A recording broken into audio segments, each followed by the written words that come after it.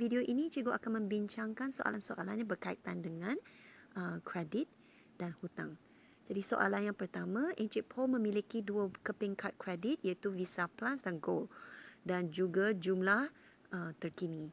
Hitungkan bayaran minimum yang perlu dibuat oleh Encik Paul bagi setiap keping kad kredit ini. Semua pelajar perlu tahu bagi setiap syarikat kad kredit yang bayaran minimum mestilah 5% atau RM50. Okey, 5% itu mesti daripada jumlah akhir penyata dan kita akan ambil mana-mana nilai yang lebih tinggi. Jadi kita kira untuk Visa Plus 5% daripada 2,400, okey, iaitu 5% darab dengan 2,400, kita dapat RM120. Dan berbanding dengan minimum RM50, 120 lebih tinggi. Jadi bayaran minimum yang perlu dibuat oleh Encik Paul bagi Visa Plus ialah RM120. Maka untuk Visa kad kredit Gold pula, 5% daripada jumlah terkini iaitu RM960, kita dapat RM48. Jadi antara 5% dan RM50, kita pilih RM50 kerana amountnya lebih tinggi daripada 5%. Jadi bayaran minimum Gold ialah RM50. Itu saja penyelesaian untuk soalan ini. Soalan seterusnya, Encik Ashraf menerima penyata kad kredit untuk bulan Jun dari Bank Karisma. Penyata itu menunjukkan Encik Ashraf mempunyai jumlah terkini sebanyak RM6,400. Dan kadar faedah tahunan ialah 18% ke atas baki tertunggak selepas tempoh tanpa faedah, dan caj bayaran lewat ialah 1%. So ini adalah maklumat yang sangat penting. Okay, maklumat yang sangat penting, kita perlu memberi perhatian. Jadi yang pertama, kita perlu hitungkan bayaran minimum yang perlu dibayar oleh Encik Ashraf. Jadi bahagian A, jumlah terkini ialah 6,400 dan bayaran minimum ialah 5% daripada 6,400. Maka dengan pengiraan kita dapat jawapan kita RM320. Dan bayaran minimum itulah jawapannya. Bahagian B pula, jika Encik Ashraf hanya membuat bayaran minimum ini dan tarikh penyata ialah 15 hari daripada tarikh tamat tempoh tanpa faedah. Maksudnya selepas tarikh tamat tempoh ada 15 hari untuk penyata bulan depan dikeluarkan, maka 15 hari merupakan tempoh yang perlu kita kenakan charge. Okey, jadi baki yang belum dijelaskan ialah RM6,080 sebab Encik Ashraf sudah membuat bayaran minimum. Jadi tempoh yang perlu dikenakan caj kewangan ialah 15 hari, tetapi kita perlu tukar dalam sebutan tahun. Maka kita kena bahagikan 15 hari itu dengan 365 hari. Dan caj faedah itu boleh dikira dengan menggunakan rumus PTR. P ialah baki yang tertunggak iaitu 6,080. Tempoh ialah 15 hari yang telah ditukar dalam sebutan tahun dan kadar faedah ialah 18%. Sebab kadar faedah dikenakan pada kadar harian. So berapa hari kita hutang, itulah yang akan digunakan untuk mengira tempoh kita. Dengan menggunakan kalkulator dapatlah jawapan untuk caj kewangan atau caj faedah untuk bahagian B iaitu RM44.98. Jadi baki dalam penyata bulan Julai, kita perlu tambahkan caj kewangan ini ke atas baki tertunggak. Jadi RM6,080 tambah dengan caj faedah kita jumlah RM6,124.98. Okey, bahagian C pula, jika Encik Ashraf terlupa membuat bayaran tiada bayaran minimum langsung. Jadi baki dalam penyata bulan Julai, mari kita tengok baki yang belum dijelaskan tetap 6,400.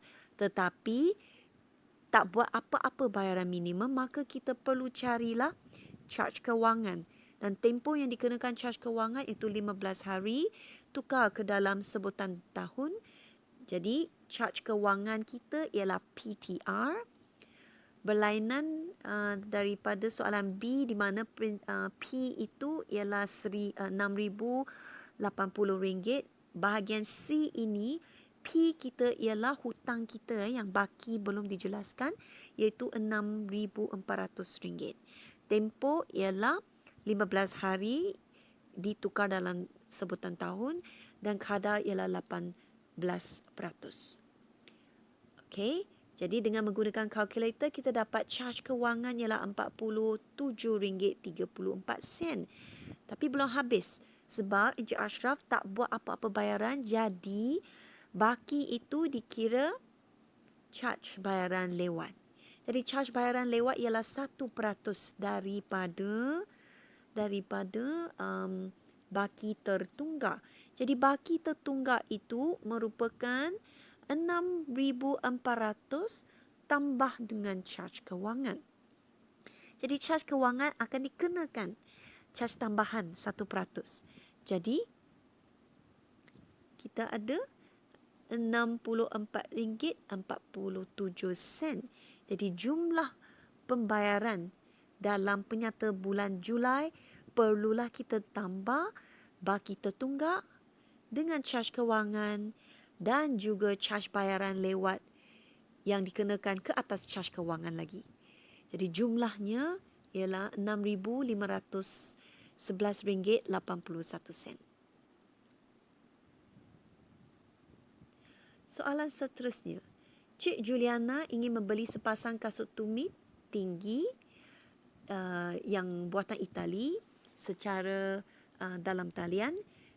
Dia melayari internet dan menjumpai dua promosi yang ditawarkan oleh syarikat Lazar, iaitu syarikat luar negara, dan syarikat WNA, iaitu syarikat tempatan. Jadi Cik Juliana ingin membuat pembayaran dengan kad kredit dan pihak bank akan mengenakan charge tambahan 1% ke atas setiap transaksi, ya. So kita ada charge tambahan yang dikenakan oleh bank sebab kita membuat transaksi itu dengan luar negara.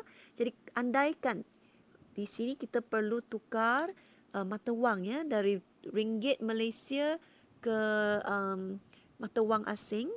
Okey, jadi kita kena kira yang mana satu lebih berbaloi.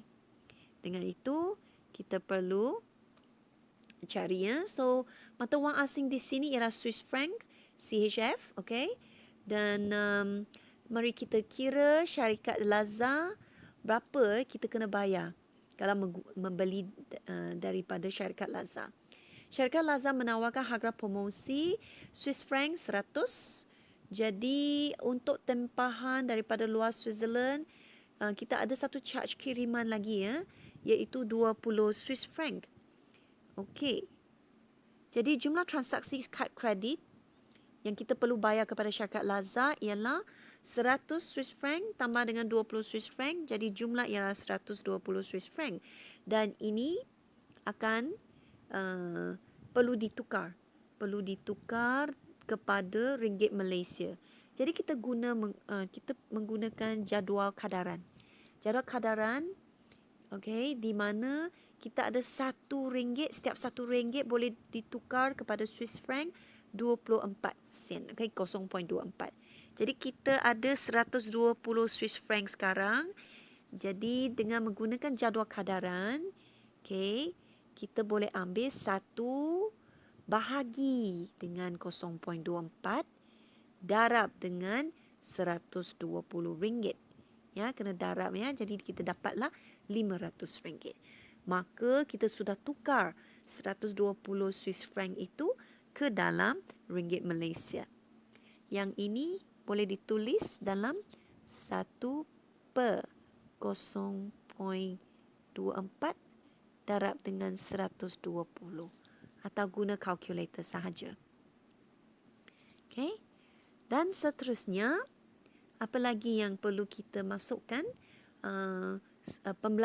Pembelanjaan di syarikat Lazah.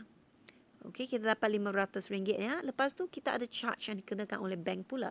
Charge dikenakan oleh bank ialah 1% daripada transaksi dengan luar negara. Jadi 1% daripada RM500 itu ialah RM5. Jadi jumlah yang perlu dibayar oleh Cik Juliana kalau beli daripada syarikat Lazah ialah RM5, RM500, RM505. Mari kita tengok syarikat WNA pula. WNA tak perlu kita buat pengiraan sebab WNA menawarkan harga promosi RM450 dan penghantaran itu adalah percuma.